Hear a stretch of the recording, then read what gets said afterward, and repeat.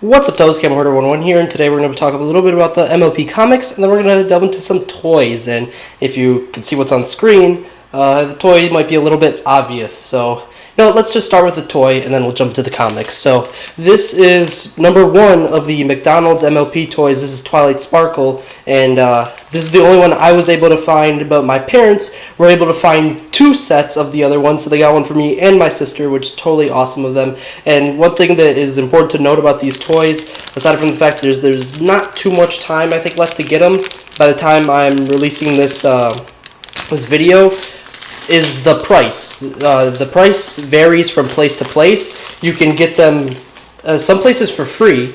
Like, sometimes they will just give them to you for free, and I don't know if that's like an error or something, but my mom said she got like half of them from one set for free at a McDonald's near their house, and then sometimes you get them upwards of like $2, maybe even more. I'm pretty sure it's just up to like whoever's taking your order. They're punching buttons there, but like when people ask for toys, it's not too common of a thing, so I don't think they have a setting for it. So I think they sometimes just make a price. They're like, let's see how much they'll pay for it, and I ended up paying $2 for this one, but luckily some of the other ones were cheaper. And I've heard reports of, $150, $130, some oddball numbers, $132, all that junk, and it varies. And the toys, I like them a little bit more, I think, than the second set, because they don't come with the little thing in their head that gives you a clip to clip and brush their manes. It's more just, hey, here's a toy, you can put it on your shelf, you can display it. They give you stickers to put on it for the rainbow mystery rocks, whatever crap. I'm not gonna use them. The stickers, if you know me, I don't like stickers, and I like stickers, but not putting stickers on things, like especially this. I think this is definitely something that I'd rather keep them the way they are, and who knows. Actually, I know. I'm about keeping them the way they are. So as I get those other toys, I will show you guys what they look like in a different video, but I just want to explain the whole pricing thing. And remember, these are only at McDonald's, and they're for, what are we in? We're in April, so pretty much the month of April, and I think they're going to be gone towards the end of April. So get them while you can. They're definitely cool. They're a nice size. They're not too big, but they're McDonald's toys, so they're pretty much what you'd expect from a McDonald's toy, and I love it. You can get the main five minus Applejack, so Princess Twilight, and then Pinky, Rarity, Rainbow Dash, Fluttershy, Celestia and Luna, and then DJ Pawn 3, which was an interesting addition. So I think the Hasbro's been listening, they've been paying attention, they're like, you know what, if you put DJ Pawn 3 in there, people are going to buy it. So again, I'll show you guys those as they come out, and just like the last set, they have the brushable manes and the non-brushable hair. So if that's something that's bothersome to you, deal with it and don't buy it. So that's that. And oh no, Twilight fell over. Looks like they can stand. At least Twilight can. She can support herself. I was having issues with one of them in the second set. I think it might have been Rarity. Like, I don't know, one of them just had trouble standing up, but I ended up hanging them with their little clip anyway, so it was all fine. But yeah, just keep all that stuff in mind when going to look for them. And if they don't have them at one, check another. And I know that's tough, but maybe coordinate with some friends who might live near McDonald's. But actually, let's start with this comic. This is, now moving on to the comics, this is Friends Forever number 2. This is the not continuation, but is what replaces the micro series. So I already covered number 1, which featured Pinkie Pie and Applejack for the most part. It was a Friends Forever between them, and it was okay. It wasn't the sort of intro to Friends Forever that I was expecting.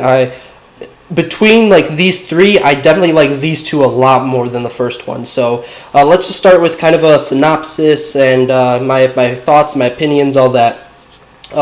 This is CMC and Discord, Friends Forever, and it is packed to the brim with awesomeness. I will say I love Discord, and every episode with the CMC, I'm loving them more. And I actually talked about this one for a brief moment in one of my episode reviews, and just in reference to the CMC and how I'd rather them focus on one thing per episode than multiple. But here, and I said there's a correct way to do the multiple things, and they totally did it right here. So basically the plot is, CMC are trying to do all this stuff, and they complete their list of things to do, and they can't think of anything they haven't tried to earn their cutie marks. So Discord comes in, he's like, I could think of something, and he ends up being their coach, sort of. And the best part about it is just seeing all the gags play out, and seeing, like here, they're making them play, Discord's making the CMC play football, and in another scene, they're like in a Star Trek, I kid you not, Star Trek reference, they're wearing red shirts, and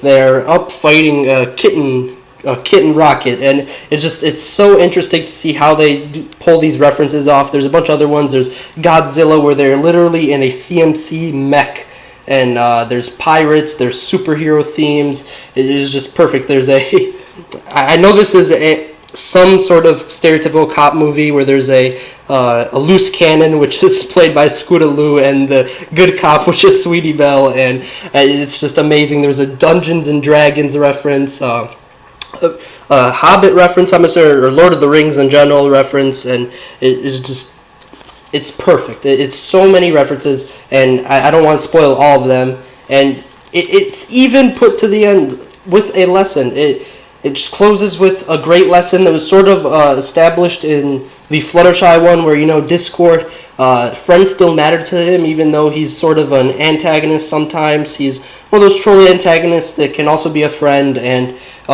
it's portrayed beautifully with the CMC. Discord even sheds a tear, and I don't want to spoil everything and all the text, so I really recommend this one for a read for yourselves, because it's so good. It is so good. And, I don't remember first time I read it. It was a long time ago, because it has been out for a while now, but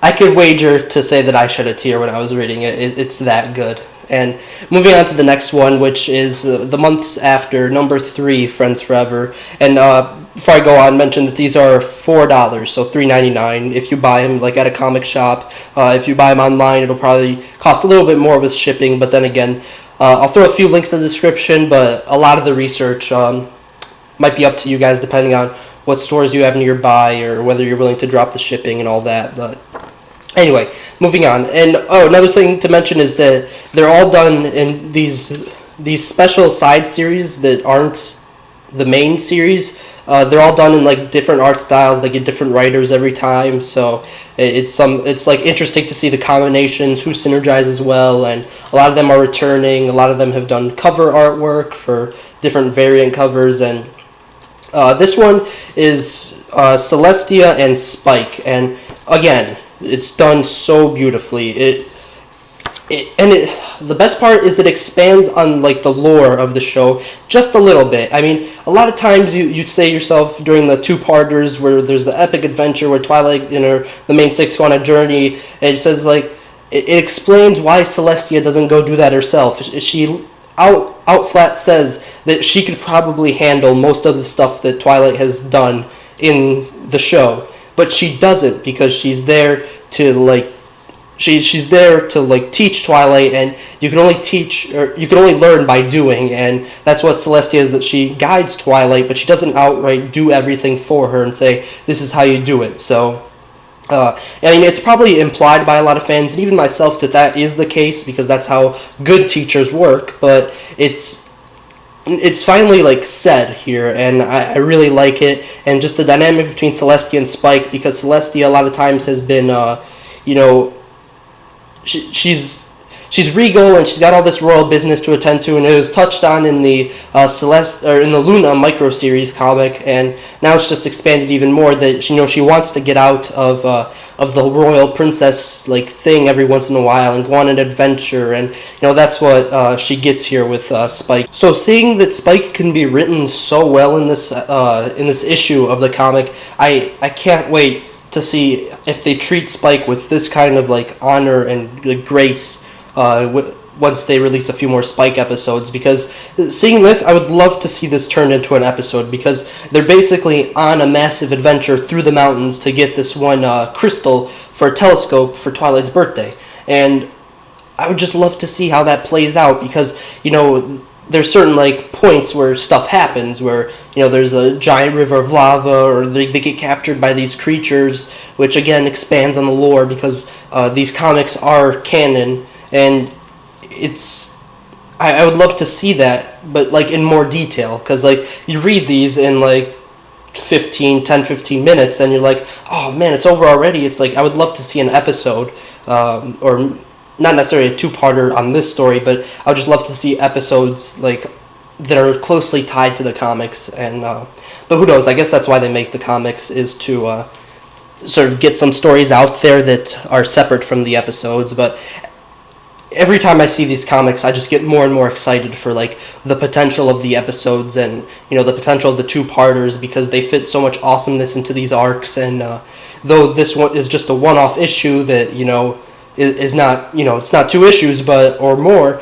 it still tells an awesome story, and I just wish to see more and more of it. And next month is Celestia, or not Celestia, Cadence at Shining Armor, or they're at least on the cover, but we'll see who it actually involves, if it's just Cadence at Shining Armor, or if it's some other stuff, because, you know, Cadence at Shining Armor have had an issue in the main series, or have had 2 issues that kind of delved into their past and how they met, and that is one of my favorite not two-parters, but issue arcs. And I don't know, it's fun to see these characters in a different light, and it's just great. I hope you guys enjoyed. I just keep praising the comics. I don't think they've ever stung me. I've always had a good time reading them.